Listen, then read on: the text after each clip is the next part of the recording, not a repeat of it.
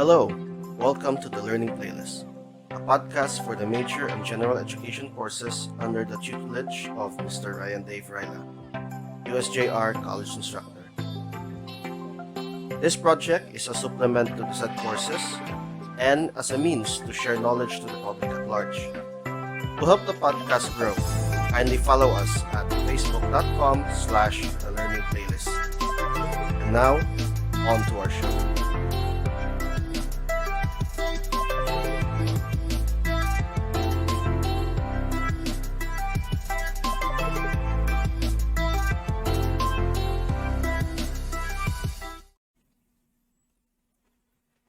All right. So, maayong hapon sa tanan and welcome to a general forum on the topic of Kontra Tikas movement, no? So, we have here our resource person. We'll make this as informal as we can, no? Kay anyway, that's the purpose of the forum para makapaghinabi kita. So, and pwede ba ta magbinisaya anytime you want. So, karon naakita ko yung ato ang resource person nga si Mr. Patrick Torres. Currently affiliated si Mr. Torres sa kaning Commission on Social Advocacy sa Cebu Archdiocese, no? And he is also currently the secretariat for the Kontra Tikas movement. No? So this is a broad coalition of different movements and individuals that aims to promote the general concept of champs elections. So kanang clean, honest, accurate, meaningful, peaceful, and safe elections. Okay? So, a moment. Ako sa i-admit ang usa ka kuha na to, no? Participant. Alright. So, also with us this afternoon is one of my friends and mahulog ni siya intern na to karon si Mr. Arcale John Deraco, who is from CNU Policratos, and hopefully some of his colleagues in CNU Policratos will also join us this afternoon for this general forum. So maayong hapon kaninyo tanan, Sir Patrick, Sir Torres, Mr. Deracho, and the rest of the class, no, and everyone participating. So good afternoon. Okay. Good afternoon. So good afternoon. So everyone, let's make this as informal as possible lang. Kanang mura gid tagatabi din hino. But we will give the floor now to Mr. Torres to elaborate further on Kontra Tikas. What are its aims and unsay matabang nato sa Kontra Tikas, no? So Sir Pat, take it away. Okay, good afternoon sa tanan. I prepared a brief para at ipaningkamot na akong a brief na presentation which I will be sharing. So ano gaya mo manino present now? Okay. Present now. No. Di pa kay kuswito aning okay, so I have to pick this one. Oy. Okay. So klaro lang ako ang kuan. Yes, sir. Na inigawas na imuhang presentation. Okay. Sige. Good afternoon, everyone. So, thank you before everything. No, thank you kay Sir Ryla for inviting me to attend this forum. Sir Ryla, by the way, is one of the spokespersons of Kontra Tikas. Kuyog ni Sir Ryla aning atong activities. No? So this is a module that we are presenting as part of our voters education efforts, no, in the Philippine Ecumenical Peace Platform. No, we are a faith-based organization, so it's more on so we try, no, to put our faith into action, no, but specifically in this time of we're having a very crucial election, no? Very historically important moment in our country. So we are putting our faith into votes specifically for peace. No? So this is something we've prepared in PEP Visayas in partnership with my office, the Cebu Archdiocese and Social Advocacies. So very briefly lang, we have just a brief discussion about where we are coming from. No? PEP is a network, no, specifically working for just and enduring peace in the Philippines. No, our main goal or our main role is supporting the peace process between the government and the National Democratic Front. And in support of this peace process, we are pushing for addressing, the root causes of armed conflict, which are social, economic, and political. We are composed of five. No? We're represented by five church bodies from different church denominations. From the Roman Catholics, we have the CBCP, no? And the Association of Major Religious Superiors, now the Conference of Religious Superiors of the Philippines. From the mainline Protestants, we have the National Council of Churches in the Philippines, and from the evangelical churches, the Philippine Council of Evangelical Churches. And as part of the ecumenical movement, we are all the Ecumenical Bishops Forum is also a part, or the EBF. My office, um, the Cebu Archdiocesan Social Advocacies, is an office under the umbrella of the Commission on Service, or Cebu Caritas Incorporated, which is part of the Roman Catholic Archdiocese of Cebu. No, we are mandated to be in solidarity with the poor, deprived, oppressed, and exploited, and in the promotion of justice and peace, total human development. No? Carrying on the decisions of the Fourth Archdiocesan Synod of Cebu and the Second Plenary Council of the Philippines. So, as part of our programs, we are included in the Philippine Ecumenical Peace Platform. PEP Visayas is headed by our lead conveners, no, from different churches. You see here Archbishop Jose Palma, no, the Archbishop of Cebu, who's one of the lead conveners, along with Bishop Feliciana Ten Chavez of the United Church of Christ in the Philippines, and Father Abel Echuan, no, of the Iglesia Filipina Independiente. So this discussion today, and also Kontra Tikas, is part of the larger efforts of PEP, no, and CASA. So specifically, the objectives of this voters education series of voters education, which is part of our which is part of our efforts, no, in Kontra Tikas, is firstly, we'd like to transform the perspective of our voters, no, specifically our Christian voters, regarding politics, and present to them what we call the people's agenda, which we'll be talking about later. Secondly, it's also the goal also is to inspire what we call church people, no, or church workers, both ordained, religious, lay, to become more proactive, not only in guarding the sanctity of votes, but most importantly, speaking against fraud and violence. So we're trying to look at the elections from the perspective of our work in the church, no, for our faith, but also as part of our as a way, no, to reflect on our role as citizens, no, especially as voters, but including, aside from the right to vote and the moral obligation to vote wisely, what else are we supposed to be doing, no? So that is what we will be talking about today. We're following the framework which is familiar, no, in church, especially in Catholic, but also in other churches, no. The framework we call See, Judge, Act, no. Um, and Seeing, Judging, and Acting, where it's a continuing process, no. When we see, we judge, we act, and based on our actions, again, we take a look at what is happening, and then we repeat the process all over again.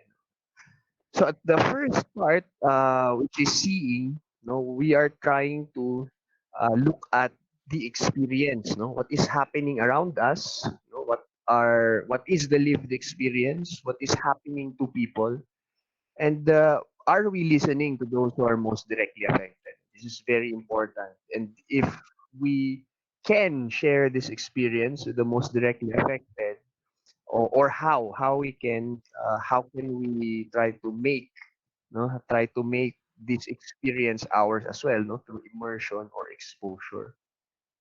Judging is the next step, no, when we analyze. No? We ask now the question of why these things happen. No? So, what are the causes of this particular issue or situation? No? So, we look at different dimensions: historical, the political, economic, social, and maybe the cultural as well. No? And we also look at the consequences and what are the interrelationships between the causes and the consequences. No? So, how these are linked. And lastly, we look at the key actors, no? Who are these involved and to what extent are they involved, no? And how are they involved? But from a church, no, Christian perspective, we also include in the judge part, no, theological reflection. No? So what does it mean specifically for us as Christians? No? We try to look at what gospel values are being upheld or denied. No? So we turn to scripture, we turn to the principles of Catholic social teachings, and we also look at other church teachings, no, that say about that. And also, we go back to the experience of the Christian community through time. No? So this includes both today, our experiences today, but also very important the experiences of the Christian community in the past, no, on how to look at or how to discern this situation or issue. And it's then that the next step is we talk about our response, no, the act part. So we ask ourselves, what it is do we need to do? No, do we direct services to the poor or the marginalized? Do we need education? No? Do we need advocacy, no, to transform the causes that we find? No? Or do we need to look back on our faith? No? Do we need formation? Most of the time, the answer is all of the above. No? But many times you also have to think about where is specific the specific focus. No? So this is how we're going to look at our involvement today. No, this is how we can involve ourselves in the election. No? Because many times we go on ahead and act immediately, based on instinct, without stopping to discern, no? To reflect, to think about what should be done. No? But before we think about what should be done, we look at first at the situation. What are we confronted with, and what do we see? No, what are our experiences? No?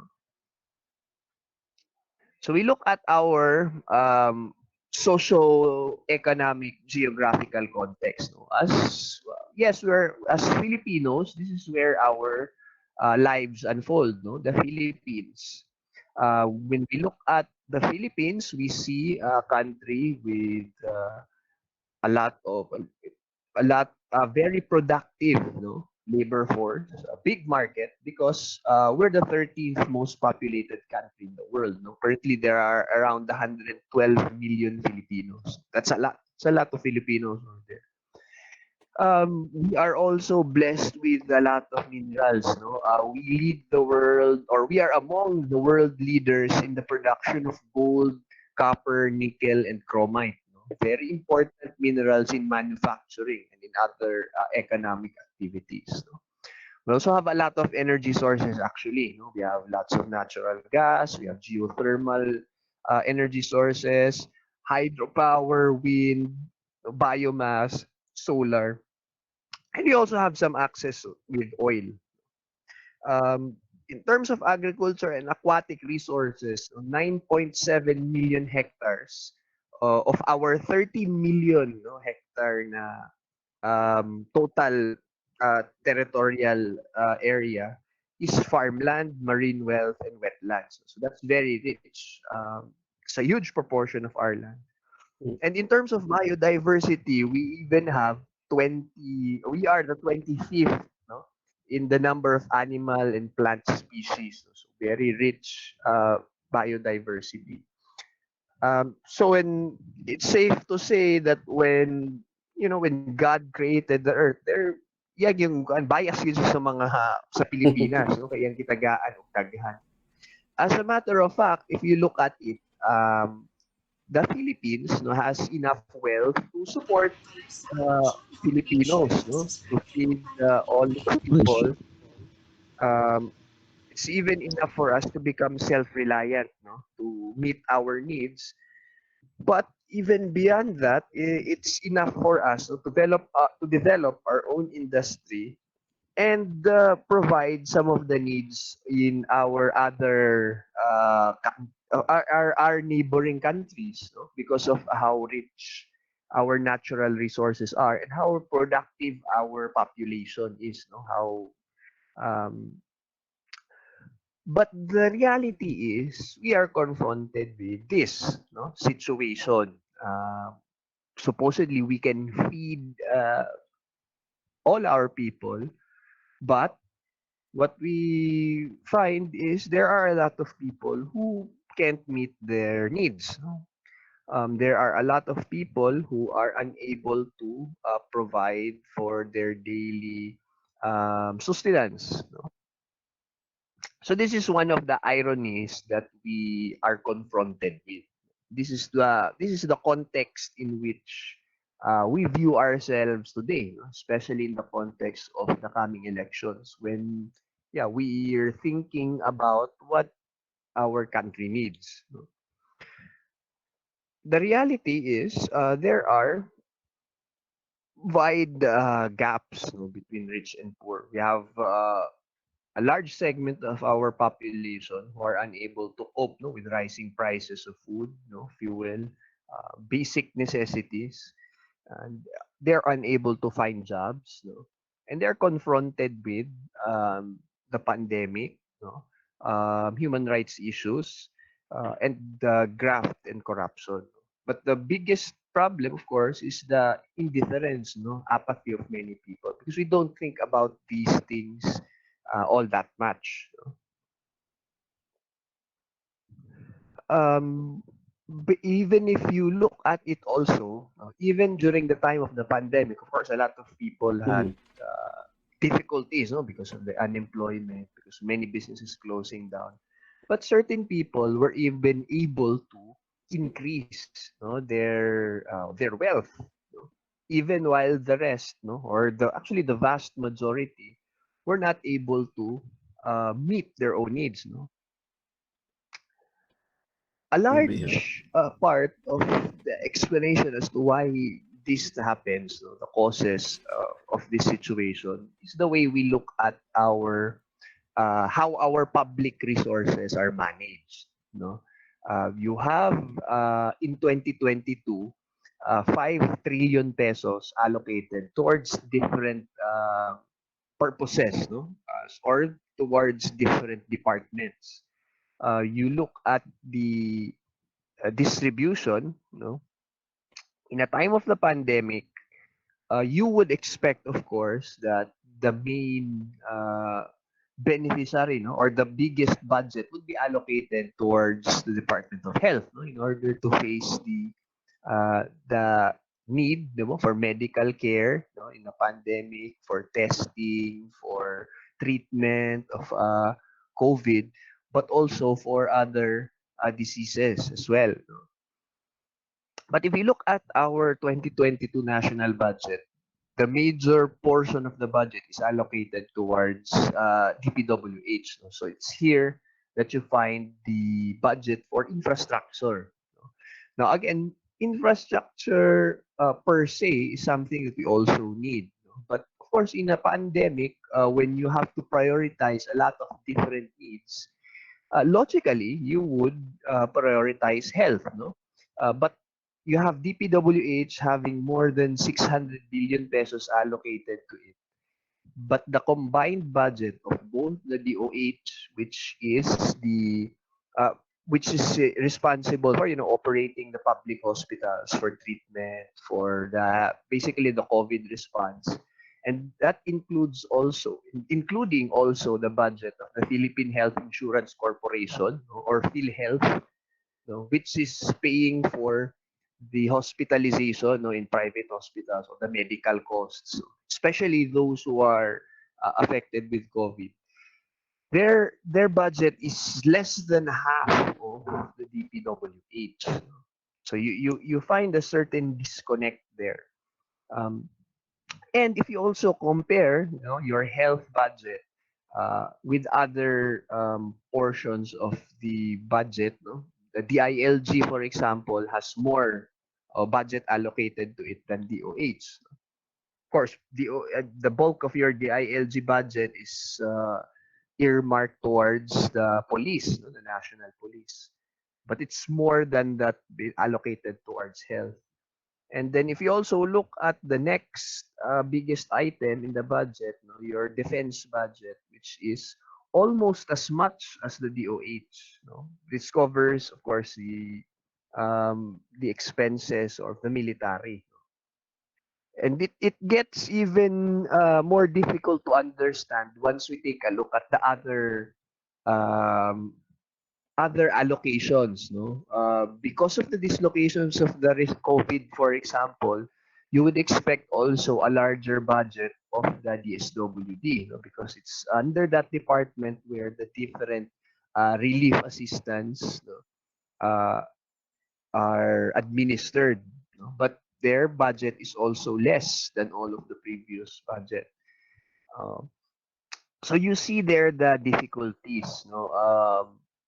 We are experiencing is in a large part traced towards the way, that our government prioritizes its functions, or its resources.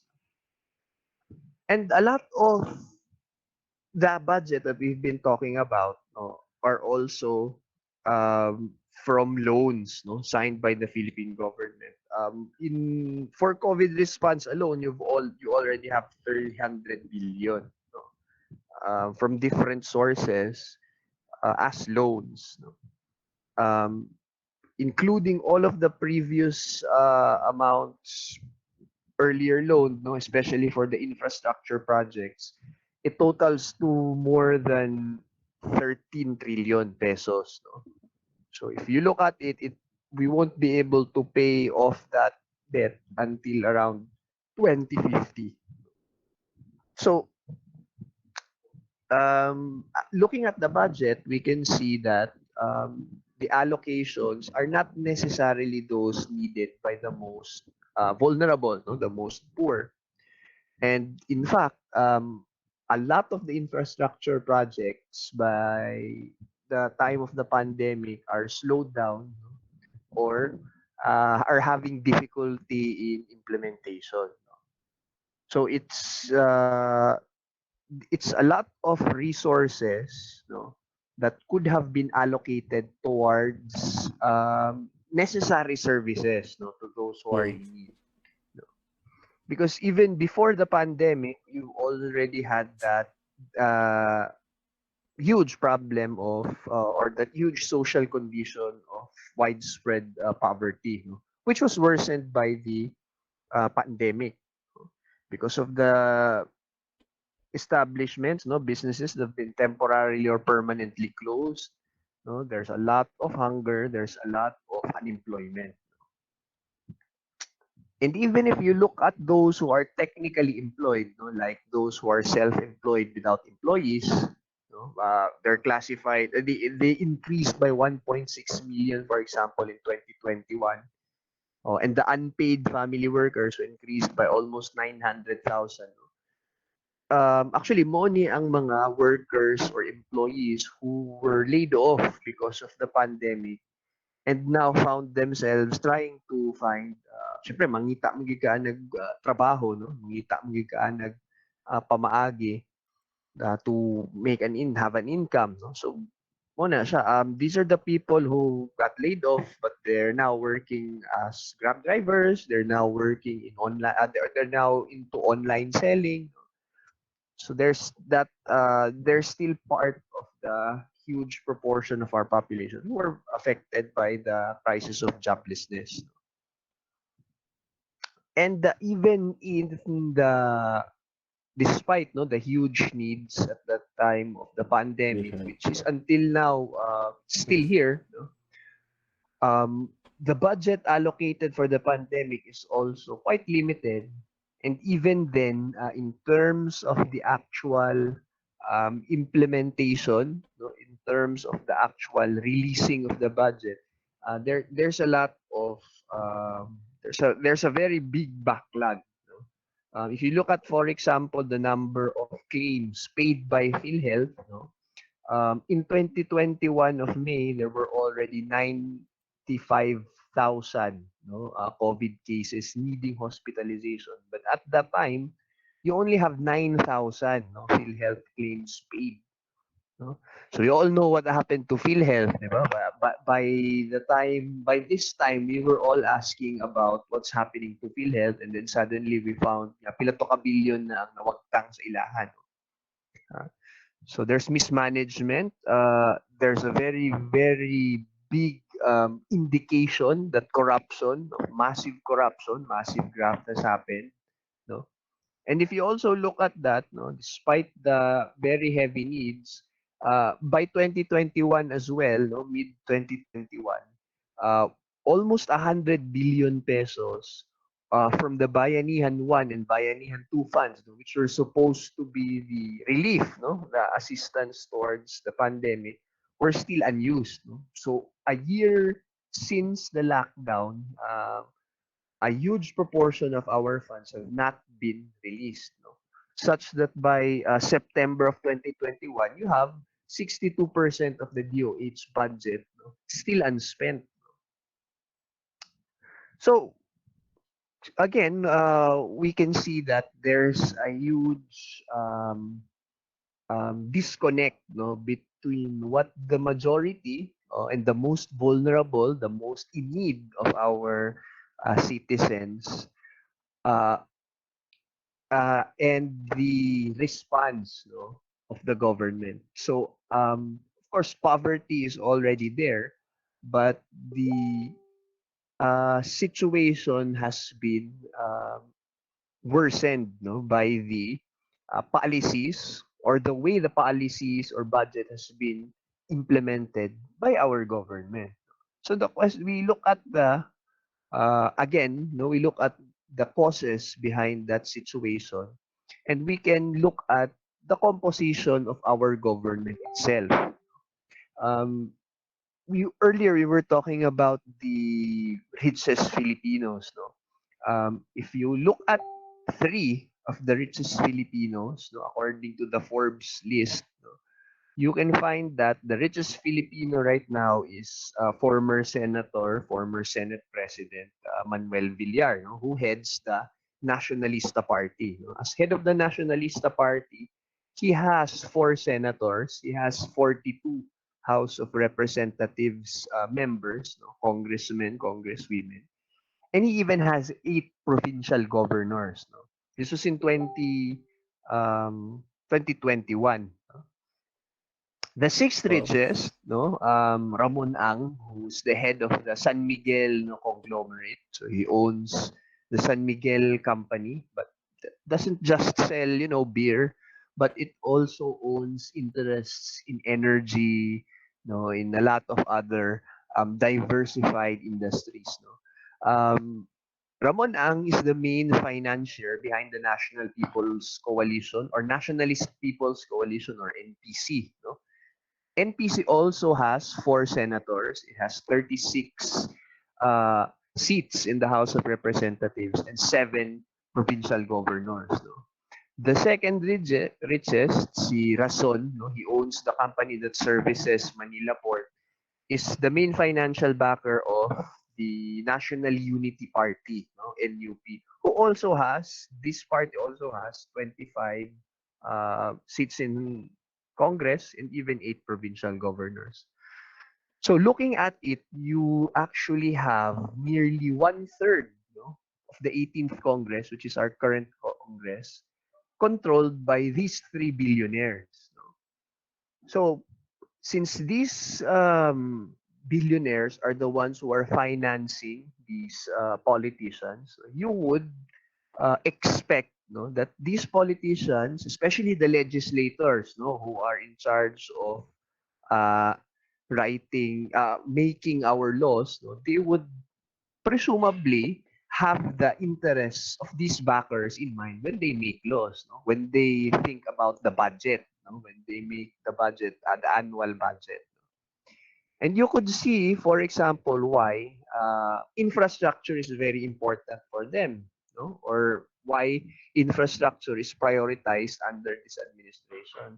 Because, for example, Villar's business interest is in what? It's in real estate, di ba? Um, so as a real estate for real estate interest, it's very important for you to have roads to connect bridges, no? Because that would drive up the value of your land and your land developments. So you see the relation there. And not surprisingly, of course, who's the secretary of the DPWH? No, he's the son of Manuel Villar, no? So it's also not unexpected if you look at it that way. His department gets the highest or the biggest budget compared to other departments. So that that is how we can see, why there's a disconnect between the needs of our people and the policies that are adopted by our government. No? We have a name for it. We call it, diba, traditional politics, no? Or for short, trapo, no? Or trapo. um, Traditional politicians as well are also called using that same term. Basically, you can see how politics is practiced here in the Philippines as a way for certain individuals to improve, no, their um, or to benefit, no, out of their office or out of the control or influence of other of officials, no. And it's become so prevalent that even a system like the party list system, for example, which was created by the 1987 Constitution to allow, marginalized sectors who normally would not be able to elect people coming from their own, no, in order to make legislation. Um, they were given this space, supposedly, so that, for example, you have a marginalized sector like farmers or workers, no, instead of waiting for dominant interests to represent their interests, they can instead form a party list, and that party list will be represented. No? But now even party lists have a lot of them don't have a clear marginalized sector to represent. And even those who do, most of them are composed, no, or they have nominees that come from established political clans already. No? So their capacity to represent, no, marginalized sectors is very questionable. You don't understand how these certain people will be able to represent marginalized sectors since they themselves are not coming from that sector or they themselves have not immersed themselves in the issues of those sectors. Marginalized maguna kuya, ang agimat. Naong pa lang ni Bong, oh, marginalized na kaayo. Aka na kang Sarayla na ako. Joke ko na ha. Mata pa mo ha. Kamog yun. Joke running ato. Sige kaya, padayon ta kuya. Ah, sige, thank you, Sir Rai. No? So, aside from that, no, katong example ni Sir Rai, um, there's also an element in our politics that we call messianism. No, certain individual candidates, no, are defined not by their credentials, by their ability, no, to their management skills, but mostly on their fame, maybe their physical attractiveness, no, yung pagkagwapo or overall image, no. That's used as the basis for getting votes. No? It also advances the viewpoint that the solution of community problems will come from politicians alone. No? It does not recognize the capacity of ordinary citizens, no? Especially the poor, no? To be You able to know, fashion solutions to their problems collectively. And that assumption is actually a core belief in a democracy. No? That's why, in the first place, we give the power to the people. It's because our people are the ones who are in the best position to know what are the proper policies that will be able to solve their own needs and their own problems. So this is lacking because of messianism. Thirdly, ang atong patronage politics and mendicancy is also something that prevents our politics from reflecting really the issues and interests of ordinary Filipinos. No? Because there is also that idea that basic services that are supposed to be entitlements, meaning we are supposed to receive these being citizens, like health, and education, which are rights guaranteed to us by the Constitution, by our citizenship, can only be accessed through the channels provided from by traditional politicians. No? So, makaskwela ko tungod kay gitagaan mo kong scholarship ni congressman, or pasalamat yun ko ni mayor or ni senator or kanang unsa ni nga official nga nakapatambal yun ko kay niadto ko didto sa ospital niya, nakalibre ko dito, no? So it becomes instead of a discourse of rights, which is also important to a democracy. When as a citizen, I am entitled to receive this from my government, from the taxes that I paid. It becomes now an element of, or it becomes now a function of the generosity of certain politicians. And because of their so-called generosity, people are have now that sense of utang na loob that they have to vote for him or her because of this. No? So these are our problems, guns, goons, and gold, the intimidation and the voting. Um, so there becomes that different perspective nga ingon ani, from both candidates and voters. So what do we have to look for sa ingani, in this situation? So there are different responses from our church, that are telling us na participation is our moral obligation, because we can't deny the political dimensions of life itself, matod pa ni Pope Francis. So there are a lot of reasons why we should vote, oh, because that is also our participation sa atuang future. But it's not enough that we vote. No, it's important that we vote for the people's agenda, as we call it. The people's agenda is, of course, our interests and our issues that are important to us. No? So there are a lot of different guidelines that have been released, many coming from different faith-based organizations or actual official guidelines by the church, by the churches. This one here is from the National Council of Churches regarding what we should look for in a candidate or a party list. So I encourage everyone to really look at the different discussions there.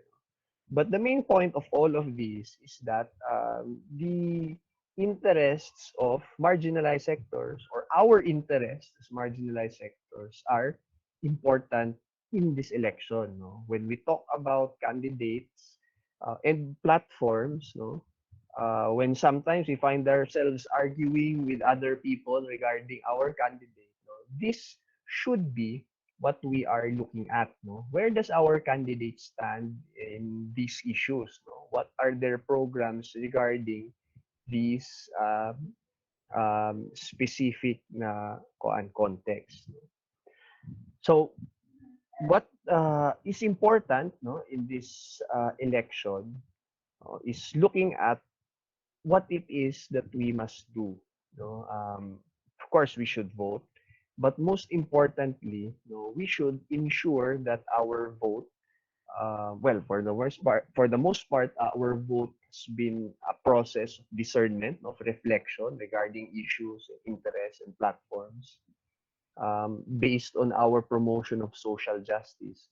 But it's also important that we protect the integrity, of our vote, or as the Constitution puts it, the sanctity of our ballot. So, so we have to be vigilant in all forms of cheating, especially the automated portion. No? We have to guard, the true will of the people, and denouncing wherever there is cheating and wherever there is intimidation, violence that's used against in elections. And we also, after elections, take note of the electoral promises. We hold our candidates accountable once they are um, in power. So this is where Kontra Tikas comes in, no? Where Sir Raila and me are currently working on right now. So different organizations, different individuals, coming from different sectors are coming together to fight against, or to commit, to do everything against election fraud and called failure of elections. So we aim to be an independent poll watchdog, independent and non-partisan poll watchdog, will guard against fraud, violence, and other undemocratic practices. So you have to look at the voting system itself. We aim also to empower the citizenry, especially the youth, in taking an active part, in mobilizing for monitoring and reporting electoral fraud and electoral violence. No, we encourage, citizen participation in looking at all of these, and develop tools, in order for critical discussion of these potential abuses and potential violence, no? And fight disinformation, especially regarding the election.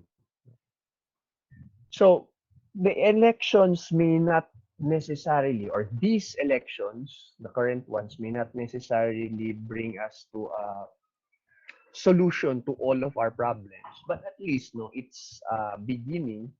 And as long as we start from that beginning and continue with an empowered citizenry in involving ourselves, beyond elections into the whole process of governance itself, then we will, of course, be able to uh, promote, peace and social justice. So taghang salamat. If we have questions, it would be not. I would be very happy to take them. Thank you. Okay. Thank you kayo Kuya Pat no for that very informative nga kuan nga kanang presentation nato on unsay framework sa kontratikas and of course unsay framework sa kaning sa simbahan sa pagtan-aw sa election and of course social issues karon. Okay, so thank you kayo Kuya. And dili lang sa simbahan no, dili lang sa Roman Catholic Church but sa nagkalain-lain pong Christian denominations. So we would have wanted unta to perhaps include more of an interfaith dialogue on that one pero I think dili naman na kaya sa scope siguro sa kasa Kuya no. Kuan. Siguro dili pa karon, but Dili pa karon. Eventually, beyond, eventually. Oh, sige. we're moving forward. That's one of the things also. Okay, sige. Thank you kay Kuya. And now, ihatag muna ko ni Mr. Deraco. Siya mo moderate sa atong forum karon no. Arkel, maybe na kay ganahang ipasiugda nga talking point para naatay gabay no sa ato ang next 30 minutes for this program. Sige, Arkel, go ahead. Ako lang sigurong sugdan og pangutana sir before we go to the audience or sa imuhang additional input. Sige, go So ahead. I want to ask Sir Torres lang. I am a member. I am a former member, my good sir, of Kuan, Student Christian Movement of the Philippines or the SCMP, with Sir Kuan, Sir Noe sa Kuan sa UP. So interested kay Kuaning putting faith into votes for peace or connecting religion to our politics, no? So I think naamgo siya kickback effect, sir, especially karon panahon na nga makita na to ang kalainan sa BBM supporters and other supporters, because I think that the religious are mainly teaching values to be docile. Murag inanam ko ng main argument nga ang simbahan nagtudlo man gud og mga values nga pagka sayop na ang pagpandaot. Murag ang values nga ma-describe na to as being docile ba na siya kickback effect, because ang mga fundamentalist nga traditional religious people like ang among mga inahan amahan muingon man gud nga kaning common argument sa BBM supporters ba nga sayop ang other candidates kay kusog sila mang daot, aside kang BBM nga walay pandaot gikan gid sa yamba ba. So murag naay kickback effect nga magtudlo tag politics connecting to religion connecting to politics nga. Ang akong pangutana, sir, is how can we combat this argument nga nga kaning mga religious people dili sila ganahan og pampandaot, di sila ganahan og mga ingana. So how can we combat these arguments, sir? I Okay, hope I thank am you. clear with my question. Klaro lang, oh. Well, first of all, we have have to recognize that there are a lot of different religions, no, who may approach this um, question differently, no. But for a lot of Christian churches, no, especially those Christian churches who are active in the ecumenical peace movement or in the ecumenical movements for social justice, like the Roman Catholics, the IFI, UCCP, most mainline Protestant churches, along with the Roman Catholic and most independent Catholic churches also. Um, we have a very scriptural view towards social justice, no? And we have a very specific role, no? As we believe that we have a very specific role as mga binunyagan, no? As baptized people. Of course, um, it's not good nga manaot ka. No? Nobody says nga you should say bad things about people. No religion preaches that. But at least for many churches, no, for our churches, we believe that as baptized people, we have a prophetic role, no, which of course Christian naman ta, our model of course is Jesus, who came here and also had a prophetic role to play. So you are, as Christians, especially namong mga Carolinian, no, Sarai, if you remember, we are called to be witnesses to the word. Quote unquote. Gipa-recite kami ni Sir Rylan sa una sa klase. Oo. Giremindan gid ko nimo da. Nakagidamay na ka. Oh. Because as part of being witnesses, of course, has the obligation, no, or the expectation that we also have to give a testimonial. We have to make a testimonial on the truth. So as long as we are saying the truth, no, or we are speaking up for the truth, ano lang, we are not just allowed to tell the truth, but we are called actually to speak the truth of. Mm. But of course, that also means that on our end, the first thing we have to do is we have to seek the truth, no, in order to be able to speak about it. So karon, that's very important, no, especially in these elections. We have to look at unsa man gyud ang fake news, unsa man gyud ang tinuod, no, facts, no.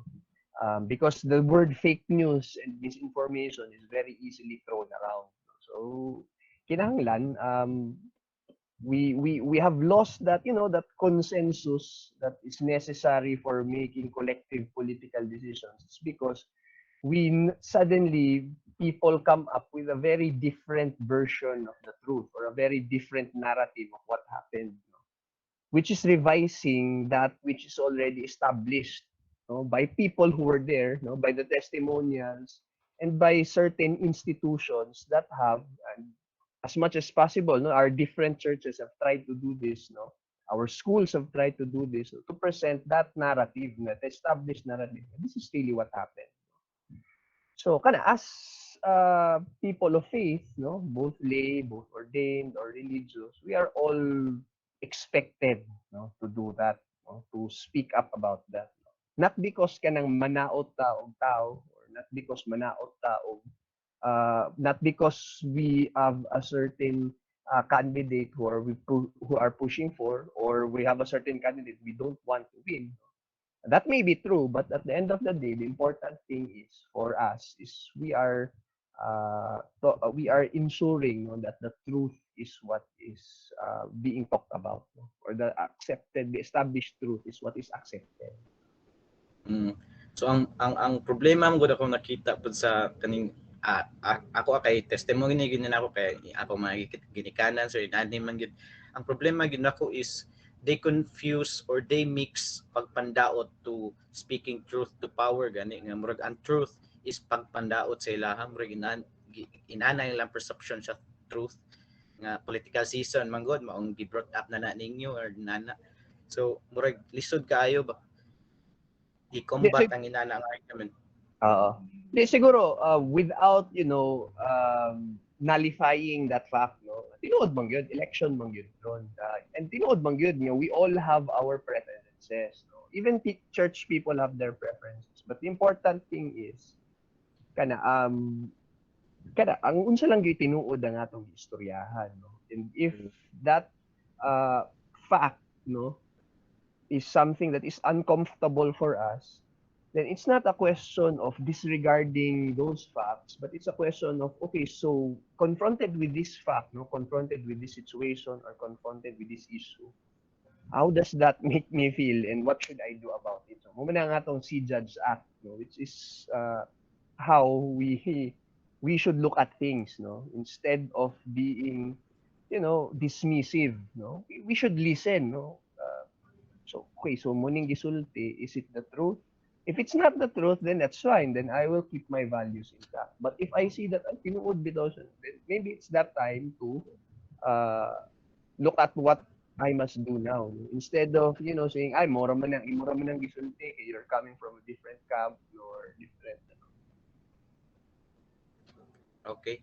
So if you have additional input, Sir Raila, you can add it, sir, before we will go to our audience. Actually, we will go to our audience na, no? So, akong i-yield akong time para sa uban pang participants sa ninga forum. So, anyone from the audience? Namatay usa ka participant from the 4th year, nata si Josh. I saw ganina na atay 3rd year, but I think wala na, no, ni left na si Pat ganina. Kinsa pa man. Anyone who wishes to participate? So you have questions na ragid atong resource persons. If you wish to raise something murag nakuha ninyo dikan sa discussion, no, and to share it with the rest of the group here, you may do so. Anyone? Pwede ba gibinisayon na to ni? Perhaps we can call na lang, sir, if no one will volunteer. Ayaw lang. Mag-recitation na inoon. Recitation na.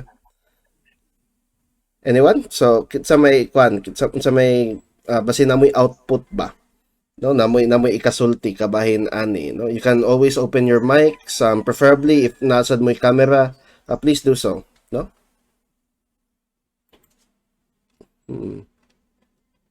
Maton sa nato siguro.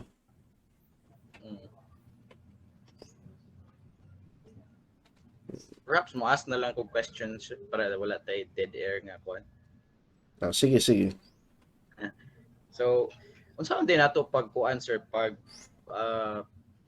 how do we convert identity politics to a policy-based discussion, especially sa mga ordinaryo nga mga tao lang ba? Like mga traditional nga ato ang mga tiya, ginikanan. So, kay murag dili mo kayo sila interesado talking about the track record of the presidentiables, and they tend to be focused on sa kuan sa identity katong gi-istorya ni Sir Patrick Torres ganina nga messianism. So how can we convert that identity politics to a more policy-based talk, sir. Sige. Well, kuan man gud. Well, identity politics mo gud is because you define your politics based on how you identify individually, no? So if I identify as a woman, so my politics will be defined on how I view myself as a woman and how I see the needs and interests of women, no? Or in the same way, if youth ko or if kanang LGBTQ ko, ingana, or if I'm a minority, no, or if I'm Bisaya, so that's how I approach politics. No? Now, technique, and then if you look at it one way, no, di man gid na sa supposedly bangga, no, ang ingana, no, with you katong platform oriented or principle based oriented na politics, no, as long as you're clear as to what your identity or what are the issues that are important to you or your interests, no, your objective interests, then ma-connected na siya sa imong platform, no? So I can look at the candidate, for example, as okay, so where does he stand on issues regarding women? So inganaon tingali, no, ang pinaka the best way nga kuan, because um there's this that there's this tendency even in political science, di ba, nga you tend to dichotomize, no, yung mong i-separate ang platform politics and image or personalist nga politics, no. That there's a very big difference between the two, pero kuan man pud ka ng lahi gyud pod ang actual nga mahitabuan, ano, because it's not so easy to separate the two, no, especially when looking at voters. For example, I vote for this candidate because I think he's smart, gana, di ba? um, that doesn't necessarily mean nga it's an invalid opinion kasi personalist man pa good siya nga politics or etc. But probably because ako, as also I feel myself as an educated person, then I believe that an educated person is qualified, no, so may ana bitaw.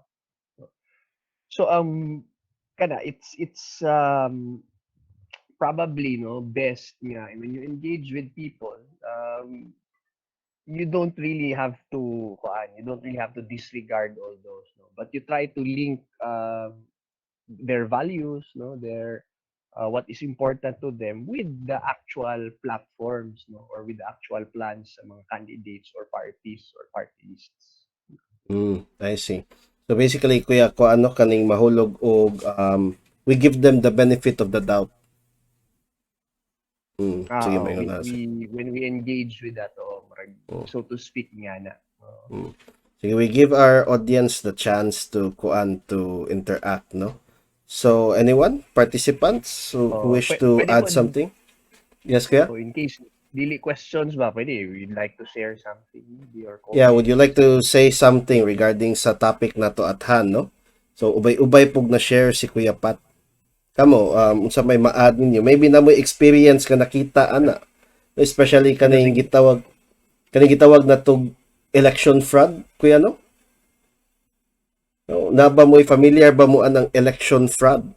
Nakabantay ba mo irregularities ana kung sa una pa, no? But I'm assuming many of them are first time voters, di ba? So anyone first time voters, raise your hand. Sa ni pagkuan lahi maguni sa MS Teams kung kibaw reaction ani sa ni pagbuha. Murag wa may raise hand diri, sir. Wala man siguro. Wala ni sa Google. Wala ni Wala. sa Google Meet, sir.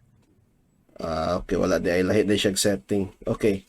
But yeah, naka-experience na mo, or rather basin na mo na matyagan nga mga election irregularities pangpanghulga siguro, no, or vote buying kani kay ran kay Kuya Pat ani nga topic, vote buying, no.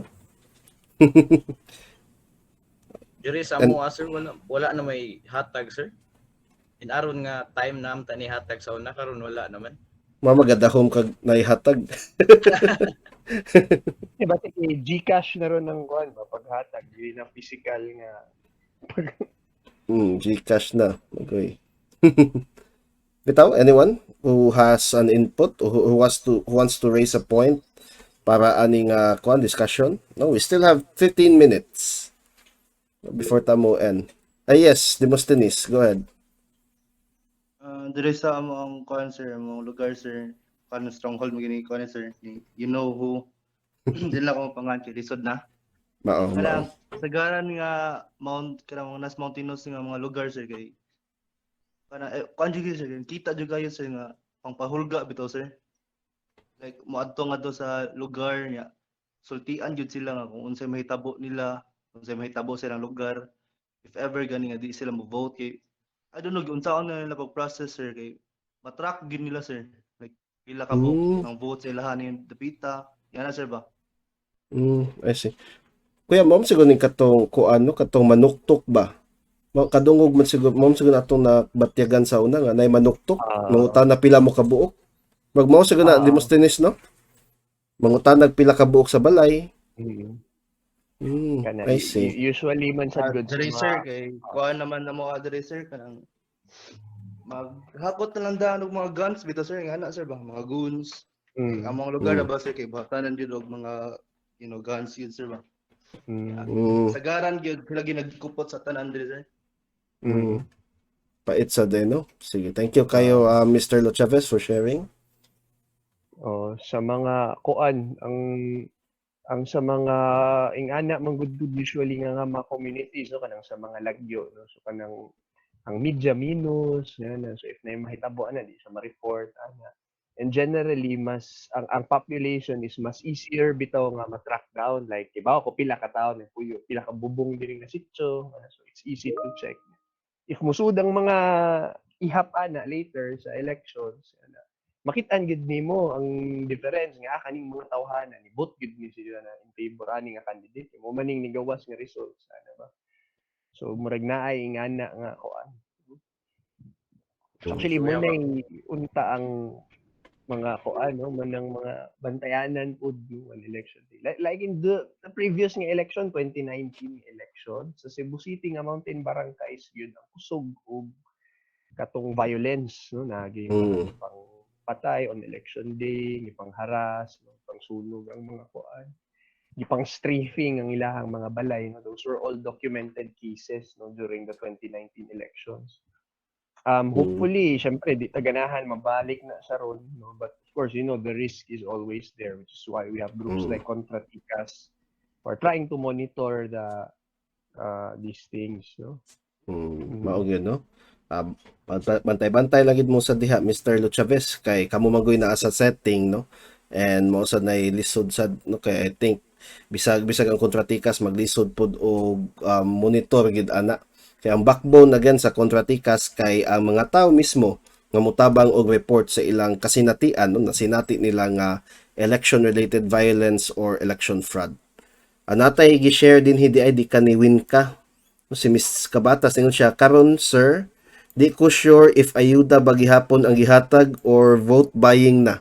Okay, nagdungan na bitaw nga ayuda og vote buying, no? Kung unsay kuan. Unsa kay sulti ninyo na arcale o Sir Pat? Perhaps kung ano na siya, gihimo na gipahimuslan ang panginahanglan sa mga tao ba nga karon nga panahon COVID na pay bagyo. Murag ilang gihimo political strategy nga dili kayo obvious ang vote buying. They tend to make it subtler than ang diretso nga hatag og kwarta. Ilahan na lang sigurong ipugas na lang or in terms of goods or nana. So murag inana siguro sir ilang gipahimuslan ng mga kinahanglan sa mga tao. Then of course naginay pangan nga inighatag naginay pangan nga kinsagikan. Murag pareha ra gyapon og paagi sa vote buying but dili kwarta or none. Bita.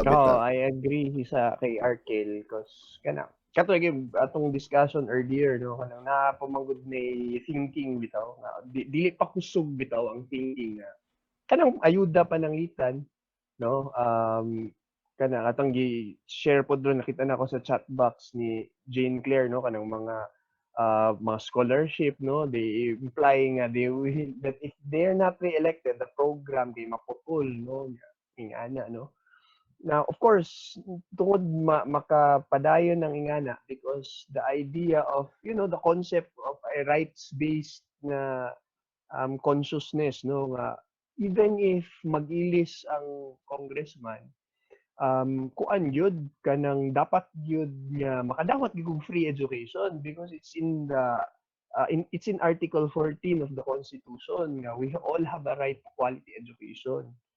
And it's guaranteed nga libre na until the secondary education, secondary level, no? So it's constitutionally guaranteed nga libre ang imong secondary education.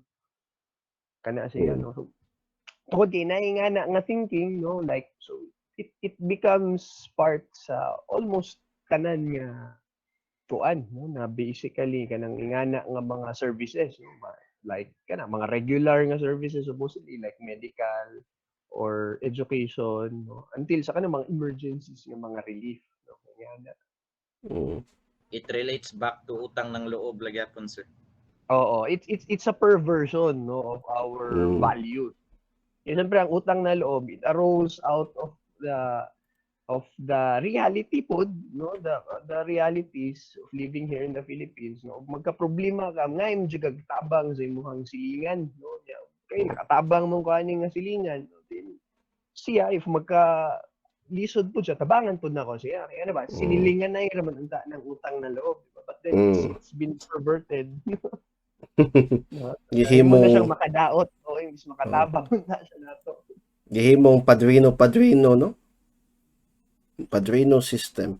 Kung nasa tay pangutana, I think this is addressed to Kuya Pat. Ningon si Charlene, do you believe, sir, na naturally mo fade ang spirit sa mga youth to shout out and voice out their sentiments regarding sa politics or election itself? Someone told me nga day pila na mi katuig sigig butar mao gihapon ang Pilipinas. Unsa pa man imong gi-expect? Mao daw nga hilom-hilom na lang sila. Kana bitaw kanang Charlene, no, it's so easy to to be confronted with this situation and then become cynical, no, become kanang di na lang ko ma-appeal yan, no. But looking back, no, sa ato ang kasaysayan, no, of course wa pa man gid mosulbad ang tanan natong mga problema, but kana looking again at our historical experiences, no, daghan pud tag na accomplish, no, through our collective participation in politics, no. Voting is one. It's a major it's a major kaning exercise, but it also it's not the only one, no. Yeah, especially kanang young people, it's very important for young people to look at the experiences of young people sa una, no, katong mga youth po sa una. If you look at the Philippine Revolution, for example, most of the major leaders of the Philippine Revolution were not even 35 when they katong nasikat sila, no, during their heyday, no. Rizal was executed. I think he was 34 when he was executed in Luneta. Of course, Gregorio del Pilar was 18 when he became a general. Andres Bonifacio was in his 20s when he founded the Katipunan. No? So, there are a lot of things that we've been able to accomplish. No? Kasi hinihinay lang, no? And then we do something right now, and then we pass it on to the next generation, and then the next generation does something. No? So, we look at unsa may naanato karon, no? Women have the right to vote. Workers are supposed to be entitled to have only 8 hours of trabaho, no? We have a constitution that guarantees our freedom of expression, our freedom of association, no? So these are some things that we take for granted now, pero kanang giawayan dito sa una, no? Ni botar gyud pud to, no? The ballot box was very useful sa ingana pud. But eventually, other areas there were also open. No? So aside from voting, there are other avenues, no? Like joining organizations such as the Student Christian Movement. Yan, no? So daghang mga pamaagi. No? So it's easy to, when talking about problems, magbubugatan na ta ba nga ni Sudan, may nausap. No? But actually, we've been able to make progress. No? Both you through the ballot box and both through different nga kanang nga mga pamaagi, no? Oh, kana it all comes in nga sa ikaw, no, as an individual. You can find yourself as to where I can best contribute. If you are an artist, then you can make art that exposes the realities of the social realities. Yan. If you're a lawyer, then you can defend the rights of the oppressed. No? If you're a doctor, then you can go out and help those most in need in the barrios. Yan. Like a doctor to the barrios. Yan. If you're a teacher, then you can teach ang tinuod sa mga ano. And of course, all the individual activities or efforts that you have will be much more effective. I-connect na nimo collectively, no? If daghang mga tao ang magbuhat ana. Sakto, no? But mangutan-on siguro na to si Arcale on the same question kay compared na mo ni Kuya Pat siya magay murag youth gid ani, no? Lapas naman may 30. Man kay 35 man ang madapa. Madapa. Oo. Oh, di pa ta Duterte youth. Sige, Kel. For me lang sir, dili gid siya mo fade sir because there is this innate nga pangita sa mga youth ba nga this constant seeking or this constant hunger for a purpose gani nga. Murag the youth murag kusog pa ang passion to find our purpose, and with that kusog ang among sense of curiosity, ganahan mi mosuway og mga butang-butang kung asa mi mo fit in, and with that we want change nga ganahan mi kausaban mao na ang youth, as said by Sir Torres nga if we look up throughout the course of history, ang prime mover gid sa change is the youth, and para nako di gini siya mo fade because of our constant hunger for a purpose nga mangita mig unsay kalingawan or unsay among mabuhat nga kaayuhan. So for me lang that's it nga di gina mo fade para nako sa youth nga mangita og asa mi padung with that curiosity, and finally ganahan mi kausaban, and may na lang the common saying gani sir nga if you naglibog yung kuani nga saying galagot po kuani nga og dili kuno ka ma-conservative inigtiguang nimo you have no brain. Nanay ko sa una nga gi-share nganong inana man na sir. Allegedly kay Winston Churchill daw kuno na. Murag mao. So Well, mao it to would akong be tupag sir. Okay. Natay last nga pahabol ni no kay we are 3 minutes down na lang yun. But ato ning i-entertain nga question. So di kani sa fourth year nga student nato graduating si Mr. Josh Daniel de los Reyes. Ingon siya, do you believe most Filipinos are purposely made intellectually and morally bankrupt by the ruling elite? So that's a very heavy charge there, Josh, no? So kung binisayon pa, gituyo ba kuno nga ang mga Pinoy mahimong bugo o tikasan or maro, no? So ingon ana na siya ang charge ni Josh. So what do you think, Sir Pat? Kuan, short answer is yes, no? Because that's inherent in any society, no? Or in any kind of political system. There is always going to be people with vested interest. Of course, they will protect those interests. And if it is in my interest, for example, to make people as you say intellectually and morally atrasado, no, because I don't need critical citizens. What I need are workers who follow orders, yan, no? Workers that have the necessary skills that I can export, no, yan lang. So I'll keep them that way, no. But at the same time, on the other side, no, there will always be among the katong mga we call them the marginalized, no, on the other side there will be those nga makakita gyud niya this situation cannot continue, no. Why? Because in this situation kanang maglisod man kung mabuhi ani, no. So naturally they will also find a way to articulate those interests, no.